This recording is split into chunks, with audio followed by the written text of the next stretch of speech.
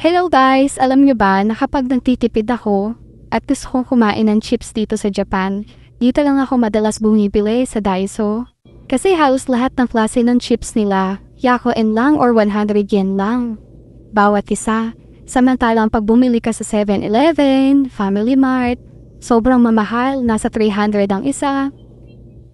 Tsaka alam nyo ba guys, dito sa Japan, parang hindi na ata uso yung may kahera.